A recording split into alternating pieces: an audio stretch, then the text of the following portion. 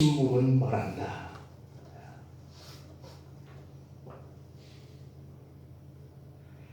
오늘 본문 8절 9절을 한번 볼까요? 사랑하는 자들아, 주께는 하루가 천년 같고 천년이 하루 같다. 이 한 가지를 잊지 말아라. 주의 약속은 어떤 이들이 더디어 아마 이렇게 생각하는 것 같이 더딘 것이 아니라 오직 주께서는 너희를 대하여 모아사 오래 참으사 아무도 멸망하지 않게 하려고 다 회개하게 일기를 원하기 위해서라고 이렇게 말씀하고 있습니다. 이 말씀 속에서 하나는 매일 반복되는 그런 날을 보내면서 사람들이 심판이 있다라고 하는 것을 잊고 사는 것에 대한 경고를 하고 있다라고 하는 메시지가 하나 있고요. 또 하나는 이 악한 자들이 회개하고 돌아오기를 바라시고 오래 참으시는 하나님의 그 뜻을 오해해서 하나님은 없어 라고 하나님의 뜻을 오해한다라고 하는 이런 생각을 갖게 된다라고 하는 것이 두 번째의 문제라고 하는 점을 지적하고 있어요. 시편의 83편 1절 말씀을 보면 하나님이여 침묵하지 마소서, 하나님이여 잠잠하지 마시고 조용하지 마소서, 이렇게 부르짖는 시인을 볼 수 있거든요. 그럼 이 시인이 이렇게 고백한다고 하는 것은 지금 하나님이 그에게는 없다라고 하는 그러한 느낌을 갖고 이렇게 부르짖고 있는 거거든요. 그런데 이렇게 부르짖는 사람들이 어디 하나둘이나라고 하는 점에 오늘 포커스를 한번 맞춰보려고 그래요. 그래서 이 침묵 속에서도 하나님은 그래도 말씀하고 계셔 라고 하는 이런 의미를 우리가 한번 생각해 보면서 우리의 각오와 은혜의 시간을 다짐해 보려고 그래요.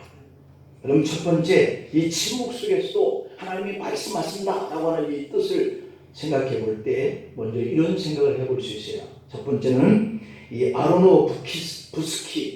아로노부스키라고 하는 이런 감독이 만든 영화, 노아라고 하는 영화, 저도 봤는데요. 좀 오래됐죠. 몇 년 됐는데 처음 나왔을 때 극장에 가서 제가 한번 봤어요.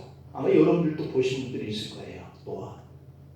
근데 이 노아 속에서 이 감독이, 이 작가가 재개하려고 하는 것, 이것을 성경에 비추어서 오늘 우리가 조명을 한번 해보면서 은혜를 시간을 우리가 나누려고 그러는데, 이 영화 속에 등장한 이 노아가 제기하는 문제는 하나님의 부재, 하나님이 어디 계신지 찾는 것, 이 부재하신 하나님을 찾는 것, 그리고 그렇게 부르짖고 해도 침묵하고 계시는 하나님, 이 두 가지의 의미가 이 노아 속에서 감독이나 작가가 말하려고 하는 의도가 아니겠는가 하는 생각을 우리가 한번 조명해 봐요. 이 영화 노아를 주의 깊게 본 사람이라고 한다면 영화를 만든 이 작가와 감독은 침묵하시는 하나님의 그 이미지를 은밀하게 그리고 아주 강력하게 제시하고 있다고 하는 이 사실을 눈치챌 수 있어요. 영화 노아를 보면 그 주인공들이 창조자에 대한 그 얘기를 자주 말하는 것 같지만 사실은 처음부터 끝까지 하나님이 말씀하시는 이분이 등장을 하지 않아요. 보이지 않아요. 그리고 하나님은 한 번도 그들에게 직접 말씀하시지도 않아요. 그 상황 속에서 노아는 꿈을 통해서 간접적으로 그 하나님의 뜻을 깨달아서 조명하려고 그래요. 아주 불길한 꿈을 통해서 홍수 심판이 있을 거야 라고 하는 이 사실을 감지한 이 노아가 하나님이 방주를 지으라 라고 했다라고 하는 이 명령도 꿈을 통해서 받아요. 노아의 영화를 보면 그 흐름이 계속 놀라운 기적의 역사 속에 계속 진행이 돼요.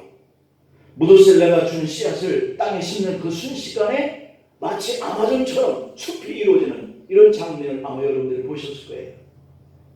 방주가 완성되자 기는 짐승, 걷는 짐승, 나는 짐승씩이 한 쌍씩 다 방주로 들어갑니다. 그 모습이 정말 대단한 장관을 이루죠. 여러분, 노아가 동물을 잡으러 다녔다라고 생각해 보세요. 그렇다면 이 많은 짐승들을 어느 세월에 이 방주 안에 들였겠어요. 그런데 영화 감독이 상상력을 제대로 발휘하여서 그 모든 짐승들이 스스로 자기 발로 방주 안으로 들어갔다라고 하는 데에 포커스를 맞추거든요.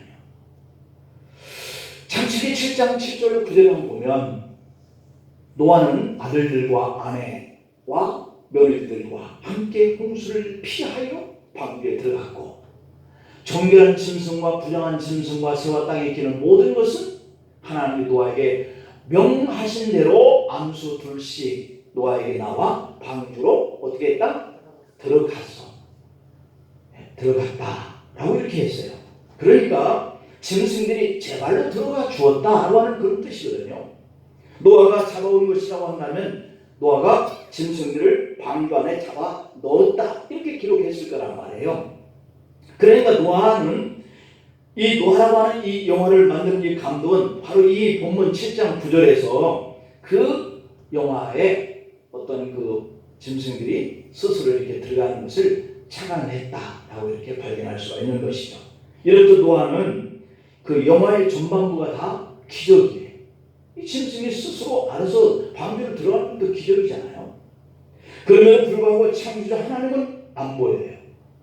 마치 우주 먼 곳에서 리모컨으로 조정하는 것과 같이 이 기적들이 일어나고 있어요. 혹은 무대 뒤에서 마법을 부리는 것 같이요.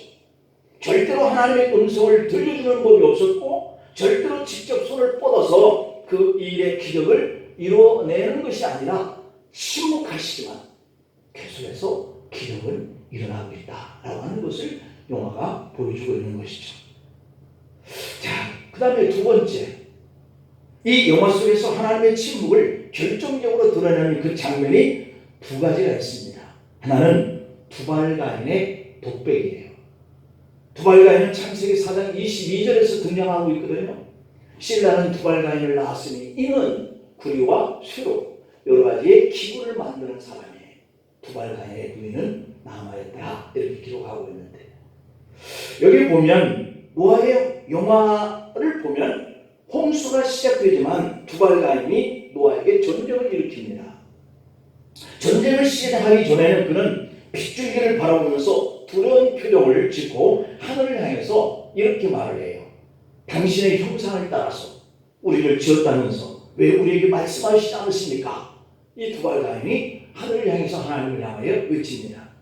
그리고 두발가인은 하늘을 향해서 총을 쏘면서 제발 무슨 말씀이든지 해보라고 외칩니다. 절규하죠. 이 장면 속에서 이 감독은 하나님의 침묵을 의도적으로 드러내고 있어요. 그 다음에 두 번째 장면 등장하는데 바로 노아의 이야기를 그려내죠. 노아의 딸 일라가 임신한 것은 이 노아가 알게 되었고, 노아의 아내 나아만은 셈과 일라를 데리고 노아에게 찾아가요. 임신했다는 것을 알기 위해서. 일라가 노아에게 임신한 사실을 알고 아버지 노아로부터 축복을 받고자 하는 거예요. 이것은 노아의 가족 식구만 남았을 때에 그 딸이 임신했다는 이 사실에 대해서 노아가 알게 된 이 장면이거든요. 그러나 노아는 이렇게 그런 일이 어떻게 일어날 수가 있느냐라고 노를 바래요. 나아마가 자초지종을 설명합니다. 그러자 노아는 경노합니다. 그로 인해서 자기가 무슨 일을 해야 하는지에 대한 이것을 몰라요. 불같이 화를 터뜨린 후에 노아는 방주의 문을 열고 바깥으로 뛰어나갑니다. 하늘에는 정말 무서울 정도로 먹장불ion이 가득 차 있습니다. 노아는 장대비를 맞으면서 하늘을 향해서 이 일만은 내가 할 수 없다라고 소리 지릅니다. 왜냐하면 바로 자신의 딸 일라가 가진 이 아이가 딸이라면 자신의 손으로 그를 죽게 한다라고 하는 이런 생각을 갖게 된 거예요. 하지만 하늘은 잔인하게도 이 노아가 부르시는 그 말에 응답하지 않아요. 노아는 제발 답해달라고 간청하고 있지만 하늘은 침묵하거든요. 얼마 후에 노아는 당신의 뜻대로 하겠습니다 라고 대답하면서 이를 악물습니다. 하나님의 침묵을 노아는 나름대로 딸이라면 죽여야 한다라고 하는 생각을 결정한 것이죠. 그러니 자기 손으로 자기 손주를 죽여야 하는 이 비참한 그러한 환경을 그는 그렇게 분노하고 화를 내는 거예요. 그러면서 이때부터 노아가 악마로 변해갑니다. 하나님의 침묵 앞에 이렇게 두발가인이 하나님을 향해서 절규를 하고 있고, 노아의 절규를 통해서 영화를 만든 이 작가와 감독이 전하려고 하는 메시지가 분명해지기 시작해요. 창조자는 더 이상 인간의 일에 간섭하지 않는다 라고 하는 이러한 모습을 보이려고 그러는 거죠. 창조자는 우주가 자연 법칙을 따라서 운행되도록, 그리고 인간은 내면의 선의에 따라서 자기의 생각에 따라서 행동하도록 지어놓고 하나님은 멀리 퇴각해 계신다, 이런 것을 드러내고 있는 거죠. 그러므로 창조자 하나님을 믿는 사람은 누구나 그분의 침묵을 경험할 수밖에 없고, 그것을 잘못 따르면 큰 잘못을 범할 수 있다는 것을 경고하고 있는 것이죠. 사실 감독의 의도는 어찌 보면 하나님의 뜻을 묻고 찾는 자체가 어리석은 일이야, 이러한 것들을 말하고 있는지도 몰라요. 인간은 다만 자신의 내면에 주어진 그 선과 그 자비와 그 정의를 따라서 살아가는 것으로 충분해 라고 하는 것을 드러내려고 하는 작가와 감독의 의도가 있는지도 몰라요. 이런 점에서 영화 도안은 하나님에 관한 영화인 것 같지만 사실은 하나님이 없는 것이나 다름없어 라고 말을 하려고 하는 의도를 가지고 영화를 만드는지도 몰라요. 하나님에 대한 이런 믿음은 17세기에 유럽에서 일어났던 이신론에 가까운, 달을 이자, 귀신 신자, 말할 의자, 이신론, 영어로는 디아즘이라고 하는데요. 이 의미는 뭐냐면 하나님이 우주를 창조하기는 했지만 관여하지는 않고 우주는 자연 법칙에 따라서 움직인다라고 보는 사상이 이신론, 디아즘이에요. 17세기 때부터 과학자들이 우주와 자연 세계 안에 숨겨진 이 과학 법칙들을 하나씩 발견해냈고, 종교의 억압에 눌려있던 인간의 그 이성은 다양한 분야 속에서 학문을 발전시켜왔고, 종교는 점점 이런 것들에 밀려서 설 자리가 없어지기 시작하죠. 성경의 기록들은 모두 신화와 전설로 취급을 당하기 시작했고, 신이 없어도 인간은 잘 살 수 있다고 하는 이 자신감에 충만해지기 시작한 때가 바로 이 17세기 들어와서부터의 시작이에요. 그래서 과학은 최대한 발전시켜 가고 있고, 인간의 일성을 잘 활용하기만 하면 신의 도움이 없이도 이 세상에 유토피아, 다시 말하면 이상향을 찾아서 건설해 나갈 수 있다, 이렇게 생각하기 시작한 것이 인간의 생각들인 거예요. 이러한 도전 앞에서 전통적인 기독교는 신앙을 수정할 필요성을 느끼기 시작합니다. 그래서 기독교는 과학과 이성의 주장을 받아들여서 창조자에 대한 믿음을 지켜갈 방안을 만들기 시작하죠. 17세기 기독교는 하나님이 온 우주를 창조하신 이후에 인간에게는 이성을, 우주에게는 자연 법칙을 만들어 놓고 저 멀리 하나님은 퇴각해서 계신다, 이렇게 보기 시작하는 거예요. 마치 시계공이 시계를 만들어서 태엽을 감아서 저절로 움직이게 해놓고 뒤로 물러나 사라져버리는 것과 같이 하나님을 믿기 시작하는 것이죠. 자연세계도 인간도 더 이상 창조자의 간섭이 필요치 않는 가운데 속에서 살아가도록 만들어졌다고 생각하기 시작하는 거예요. 이제부터는 자연 법칙을 잘 따르고 내 속의 이성을 선한 쪽으로만 잘 활용하기만 하면 창조자의 뜻을 따라 살아갈 수 있다라고 생각하는 것이 바로 이신론, 디아즘이에요. 이 이신론은 앞에서 말씀드린 것처럼 창조주가 우주를 창조하기는 했어요. 그런데 관여는 안 한다. 그리고 우주는 자연 법칙에 의해서 돌아가도록 이렇게 생각하게 만들어진 이 사상이 바로 실제적으로 이것은 이신론이라고 보다는 무신론이라고 볼 수 있어요. 신은 없다. 그러다가 20세기에 접어듭니다. 17세기부터 18, 19세기 지나서 20세기에 접어들면서 인류는 제1차 세계대전과 제2차 세계대전을 경험합니다. 그로 인해서 인간의 이성에 대해서 가지고 있었던 이 낙관적인 환상들이 이신론이라고 하는, 데아즘이라고 하는 이 사상이 무너지기 시작하는 거예요. 다시 말하면 이 이신론, 디아즘이라고 생각했던, 다시 말하면 하나님이 우주를 창조하기는 했어. 그러나 관여하지는 않아. 우주는 만들어진 이 우주의 법칙에 따라서 돌아가고 있어 라고 생각했던 이 사상이 변하기 시작하는 거죠. 이성만으로 충분할 수 있다고 생각했던 이 믿음이 아니야, 거짓이구나 라고 하는 것이 드러나기 시작해요. 때를 같이해서 과학계도 변화가 일어납니다. 자연세계가 정교한 기계처럼 법칙대로 돌아간다 생각했던 이 과학자들이 그 믿음이 점차로 포기하게 이르러요. 왜냐하면 자연 법칙에서 벗어나는 현상들이 수없이 발견되기 시작하는 거예요. 이러한 변화와 함께 이 신론이 흔들리기 시작해요. 하나님이 우리를 타치하지 않는다고 생각하고 인간이 스스로가 선한 생각을 가지고 살 수 있게 하나님은 뒤로 물러가 계신다.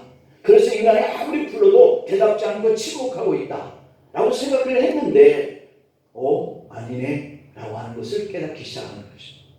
영적으로 민감한 사람들은 다시금 신앙적인 하나님과의 관계에 눈을 뜨기 시작했고 일상 속에서 하나님이 활동하고 있다라고 하는 이것을 발견하게 이르는 것이 우리가 생각하는 두 번째 문제예요.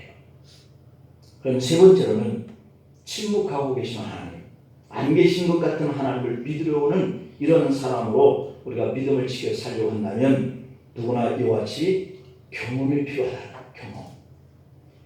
요즘도 이런 문제로 고통을 겪고 있는 우리 신앙인들이 적지 않다는 사실이에요. 시편 42편 1절을 한번 보면 하나님이여 사슴이 시냇물을 찾기에 갈급함같이 내 영혼이 주를 찾기에 갈급해요 라고 고백하고 있죠. 이 시인의 절규입니다. 하나님을 찾으려고 하는 절규. 많은 성경 속의 다수의 사람들도 자신의 생명을 갉아먹고 있다고 생각하는 이것 때문에 질병과 두려움과 싸우면서 하늘에 기도를 베풀어달라고 부르짖고 있어요. 어떤 성도들은 생명마다 눈물과 탄식으로 하나님 앞에 나와 부르짖고 있어요. 하지만 하나님은 대답은 없고 죽음의 세력은 하루가 다르게 자신의 병든 몸, 자신의 피폐해진 삶의 환경을 더욱더 고통을 가중시켜 가고 있는 이러한 삶 속에 고통을 느끼고 있어요. 그렇게 속수무책으로 당하고 있을 때면 과연 하나님이 계신가? 라고 하는 이런 의문이 그들 마음속에서 고개를 든다라고 하는 거죠. 그런 문제가 꼭 병이 아니라도 자녀의 문제일 수도 있고 또 인간관계를 통해서 어려움을 당하는 이런 문제일 수도 있고 배우자의 문제일 수도 있고 여러 가지 문제가 내게 올 때 주님께 부르짖으면 부재하고 계시는 하나님, 침묵하고 계시는 그 하나님 앞에 우리가 더욱더 고통을 느낄 때가 있다는 말이죠. 도무지 자신의 힘으로는 어쩔 도리가 없어요. 그래서 주님께 호소합니다. 하지만 하늘은 아무 말이 없어요. 상황은 점점 악화되어 가는데 그럴 때는 그들의 생각 속으로 하나님이 안 계신 것 같다 라고 생각하기에 이르는 거죠. 혹은 하나님이 나에게 관심이 없는가 봐 라고 비관하는 이런 생각을 할 수 있는 거예요. 이처럼 하나님의 침묵을 강하게 느끼는 그런 현장들이 있다는 사실이에요. 몇 년 전 나이지리아의 한 교회에 전투적인 무슬림들이 불을 질러서 수십 명이 불에 타 죽었던 사건들을 우리가 아직도 기억하고 있어요. 그때 누군가 교회 마당에 불에 탄 시신들이 널려 있는 사진을 찍어서 인터넷상에 올렸어요. 그 사진의 이미지가 한동안 본 사람들 마음속에 남아서 하나님 왜 이렇게까지 되기까지 아무 일도 하시지 않으셨나요? 왜 이렇게 침묵만 하고 계셨나요? 왜 이들을 보호해 주시지 않았나요? 하는 이런 마음들이 우리 신앙인의 사람이라면 다 생각했던 그러한 사건들이죠. 성도들이 간절하게 부르실 때 도대체 하나님 어디 계셨는가 하는 이런 안타까움이 우리의 마음속에 있었던 거예요. 이런 생각을 하는 순간에 우리는 그 순간 무신론이 맞아요. 하나님 없는 것 같은 생각이 잘 나올 수 있단 말이죠. 어쩌면 사람들이 이럴 때 하나님이 존재하지 않는다고 믿는 편이 더 나아 보일지도 몰라 라고 생각할지도 몰라요. 하나님이 이 세상을 창조해 놓으시고 완전히 손을 떼셨다라고 믿는 것이 더 속이 편해 보였다라고 하는 뜻일지도 모르죠. 하나님 안 계시니 그렇다면 이제 하나님 앞에 나와서 기도할 필요도 없고 하나님의 뜻을 묻고 구할 필요도 없기 때문이죠. 또 어려운 문제 앞에서도 하나님의 도움을 구할 필요도 없어요. 예기치 않은 사고를 만나면 그냥 팔자소관이겠거니 혹은 재수가 없어서 그렇거니 하면 속 편할 수 있는 일이니까 말이죠. 사실 우리 신앙인에게도 이런 느낌으로 압도당하는 환경 앞에 우리가 설 때가 얼마나 많아요. 이 코로나도 그 중에 하나지. 여러분, 그러나 아니라는 겁니다. 하나님이 개입하시는 놀라운 일들이 일어나고 있다는 것이죠. 우리는 이러한 감정 속에 속아서는 안 된다. 하나님 없는 것 같아 라고 하는 감정 말이죠. 왜냐하면 하나님이 없다는 것은 진실이 아니기 때문이에요. 우리가 육신과 물질만 보면 그 속에 스스로가 속을 때가 얼마나 많은지 몰라요. 고통스러운 현실에 압도당하면 지금 느껴지는 것이 전부야 라고 착각할 수 있기 때문이죠. 사실 알고 보면 하나님은 늘 우리 곁에 계시며 또 우리에게 말씀하고 계신다는 사실이에요. 바울은 고린도전서 15장 10절에서 이렇게 말을 해요. 그러나 내가 나된 것은 하나님의 은혜를 주는 것이니 내게 주신 것은 그의 은혜가 헛되지 아니하여서 내가 모든 사도보다 더 많이 수고했으나 내가 한 것이 아니에요. 오직 나와 함께 하신 하나님의 은혜야. 바울이 고백하고 있어요. 그렇습니다. 우리가 하나님을 믿는 것은 마음의 눈을 뜨는 것이고 마음의 귀를 열어 하나님을 향하는 것이에요. 예수님은 요한복음 4장 24절에서 이렇게 표현합니다. 하나님은 영이다. 할렐루야.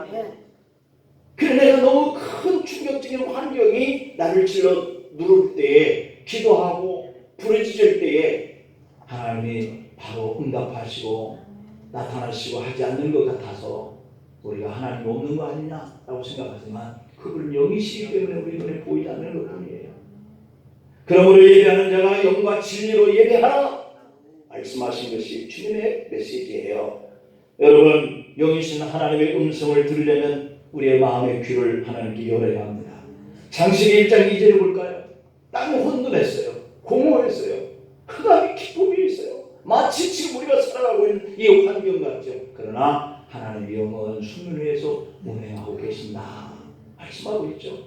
내 마음의 눈과 귀가 열리면 없어 보이던 하나님이 보이고 침묵하고 계신다라고 생각했던 그 하나님의 음성이 들리지는 것을 경험하시기를 축복합니다. 그렇게 되면 하나님이 없다라고 탄식했던 사람이 하나님을 만났다고 간증하고 있어요.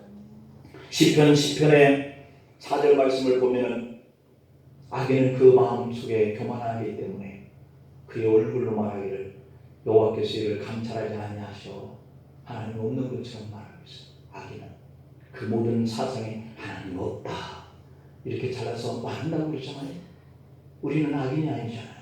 하나님 백성이요.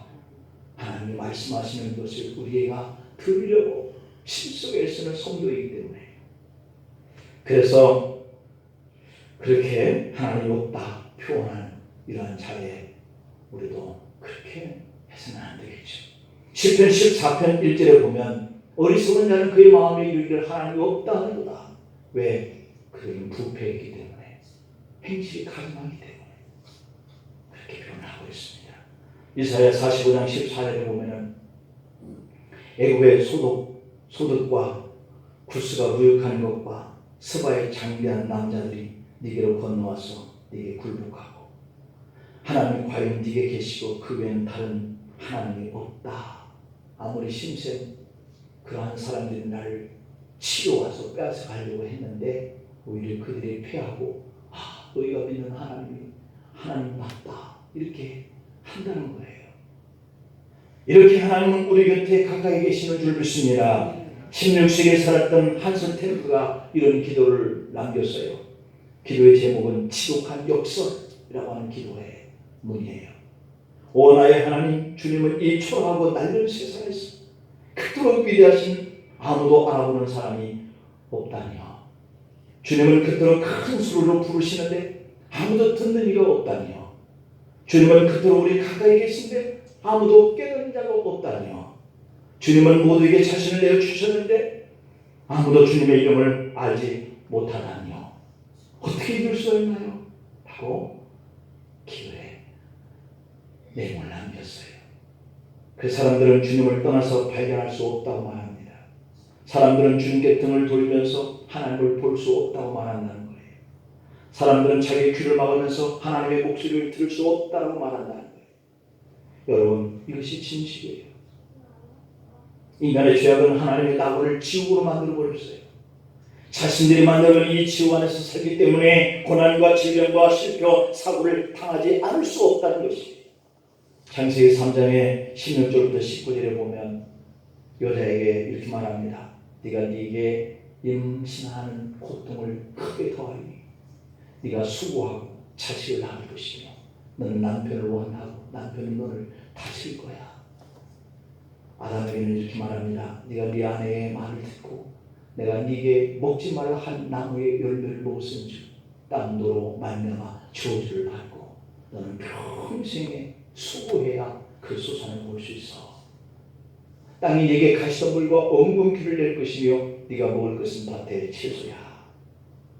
너는 흙이니 흙으로 돌아가. 오늘의 땅을 흘려 먹을 것을 보고. 이게 바로 우리의 삶인 거예요. 이게 지옥이잖아요. 우리가 이렇게 만들어버린 거잖아요. 그래서 오늘 우리는 얼굴에 땀을 흘려야 먹을 수 있어요. 그 고통 속에서 우리가 살아가는 거예요. 그래서 우리는 때로 이 고난을 감당하기 어려울 정도로 무섭고 또한 한없이 치솟되는 그 속에서 살고 있는 거예요. 그럴 때 우리는 하나님의 침묵을 경험합니다. 하지만 마음의 눈을 뜨고 보면 그 고난 중에도 하나님의 함께 걸으시는 것을 우리가 경험하는 거예요. 그러므로 하나님이 없다고 단정해서는 안 됩니다. 창세기 5장 22절에 보면 무드셀라를 낳은 후에 300년을 하나님과 동행하면서 자녀를 낳잖아요. 동행하시는 하나님이세요. 창세기 5장 24절에 보면 에녹과 하나님과 동행하더니 하나님이 그를 데려가심으로 세상에 있지 않다. 동행하시는 하나님. 창세기 6장 9절에 보면 그렇게 표현합니다. 노아는 의인이요 당대의 완전한 자라 그는 하나님과 동행하였으며 라고 되어 있어요. 동행하시는 하나님. 하나님이 침묵하신다고 나의 기도를 듣지 않거나 혹은 나의 기도에 관심이 없다고 생각하지 않기를 축복합니다. 시편 19편 3절 4절에 보면 오늘도 없고 말씀도 없으며 들리는 소리도 없으나 그의 소리가 온 땅에 통하고 그의 말씀이 세상 끝까지 이르도다. 하나님의 해를 위하여 하늘에서 장막을 베푸셨도다. 아멘. 여러분, 나의 느낌이 얼마나 믿을 수 없는 것인지 잘 아시잖아요. 우리의 느낌으로 하나님을 믿으면 안 된다는 거예요. 우리는 하나님을 말씀으로 믿고 약속으로 믿어야 할 줄 믿습니다. 민수기 14장 28절을 볼까요? 그들에게 이르시기를 여호와의 말씀에 내 삶을 두고 맹세한다. 너희 말이 내 귀에 들린 대로 내가 너희에게 행하리라. 아멘. 여러분들이 하나님을 믿음으로 고백하고 그분께 도움을 청하고 그분이 말씀하시는 것을 들으려고 힘쓰고 하는 그러한 신앙 안에서 주님과 교제를 나누시길 축복해요. 들린 대로 내가 네게 행할게. 주님 말씀하시잖아요. 지금도 말씀하시고 들으시는 하나님께 우리의 귀를 열고 마음을 열고 우리 곁에 계셔서 동행하시면서 기적을 행하시는 하나님을 체험하는 믿음의 생활이 되기를 축복합니다. 그러나 여러분, 지금까지 말씀드린 것은 내가 형편과 환경이 힘들 때 부르짖어도 부재 중에 계시는 하나님, 침묵하고 계시는 그런 하나님이 우리에게 말씀하시지 않는 이런 상황에 대해서 우리가 말씀을 드렸지만 이 뒤에 또 하나의 문제는 하나님의 침묵하시는 속에서 우리의 삶이 죄의 관계의 문제예요. 이제는 우리가 하나님을 찾으려고 하는 것이 아니라 우리의 죄를 하나님이 심판하시는 이 부분에 대해서 하나님이 침묵하시는 것, 이걸 생각을 해보려고 해요. 여러분, 하나님은 인간에게 자유의지를 부여해 주셨어요. 이 말은 죄를 우리가 지어도 죄의 지을 여지가 있어도 우리에게 자유의지를 허용했다, 그런 뜻이에요. 그래서 어쩌면 우리가 죄를 지을 때마다 즉각적으로 벌을 내리시지 않으시는 이 침묵이 우리에게 행한 하나님의 사랑이고 은혜고 라고 하는 것이죠. 하나님의 이런 종류의 침묵은 우리 스스로 자각하고 돌아설 여유를 우리에게 허락하시는 때다. 오늘 성경은 그렇게 말씀하고 있죠. 이것은 하나님이 사랑하는 자들에게 해서는 안 되는 일을 보면서도 돌아서기까지 오래 참으시는 이 사랑의 친구의 시간이라는 거예요. 그래서 부드러운 손길로 그리고 세미한 음성으로 우리의 영혼에게 호소하시면서 기다리시는 하나님의 은총의 시간이다. 하지만 이렇게 오래 참으심을 우리가 업신여기서는 안 된다. 오늘 본문 9절을 볼까요? 베드로가 그렇게 말합니다. 주의 약속은 어떤 이들이 더디다고 생각하는 것 같이 더딘 게 아니야 라고 말씀하고 있죠. 오직 주께서는 너희를 대하여 오래 참으사 아무도 멸망하지 아니하고 회개하게 이르기를 원하시는 침묵의 시간이다 라고 하는 사실을 말씀하고 있어요. 경고죠. 하지만 사람들은 오히려 하나님의 이 침묵을 하나님께서 진노와 심판과 징벌 같은 이러한 일을 하지 않는다 라고 그 개념을 아예 제어하고 싶어하는 생각을 가지고 살죠. 하지만 사람들은 이런 생각을 할지라도 하나님은 아무도 멸망치 않기 위해서 참고 있는 시간인 것을 말씀하고 있는 것이죠. 여러분, 이것을 제거하면 하나님 우리에게 베푸시고 기다려주시는 사랑과 진리와 정의도 다 제거되는 거예요. 그러면 우리는 하나님의 오래 참으신 이 침묵의 시간을 감사히 여기고 두렵게 여기고 우리의 죄된 삶의 모습이 달라져야 할 줄 믿습니다. 그래서 베드로는 오늘 본문 11절로 13절에서 이 모든 것이 이렇게 풀어지려니 너희가 어떤 사람이 되어야 마땅하냐. 거룩한 행실과 경건함으로 하나님의 날이 임하기를 바라보고 갈대에 사모해야 된다. 그날의 하늘이 불에 타서 풀어지고 물질 뜨거운 불 속에 녹아지려니와 우리는 그의 약속대로 의의가 있는 모신 새하늘과 새 땅을 바라본다 라고 말씀합니다. 여러분, 영적으로 둔감해진 내 마음과 귀를 열고 메마른 광야 눈물의 골짜기로 불안해하는 이 세상의 환경 속에서 하나님의 그 침묵이 하나님이 없다라고 생각하지 말고 우리가 모두가 다 이 의와 그리고 경건한 하나님의 백성으로서 그러한 새 땅과 새 하늘을 바라보는 소망을 가지고 같이 주님 앞에 돌이키기를 기다리시는 하나님의 침묵인 것을 우리가 기억하면서 이 한 주 한도 주님의 은혜와 그런 하나님의 사랑이 여러분들의 삶을 동행해 주시길 간절히 축원합니다. 기도하시겠습니다. 아버지 하나님, 감사합니다. 사람들은 먼 옛날부터 지금까지 하나님의 침묵과 하나님의 그 말씀하시는 그러한 삶의 모습을 경험하지 못한다 생각하고 하나님은 없다.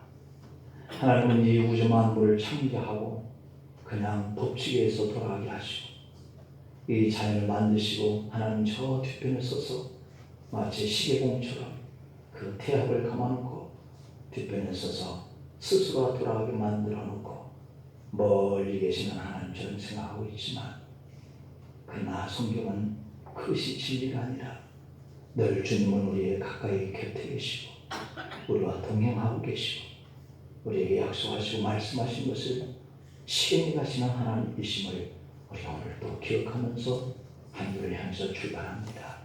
주님, 우리 곁에 계셔서 동행하시고 염려와 걱정의 문제를 놓고 부딪힐 때 응답하시고 약속하는 것을 얻게 하여 주옵시고 하나님의 살아계심을 경험하면서 영광 가운데 살고 이 땅에 살지만 모자란 새하늘과 새 땅에 들어갈 소망의 믿음을 잃어버리지 않고 살아가게 하여 주시옵소서. 예수님의 이름으로 기도하옵나이다.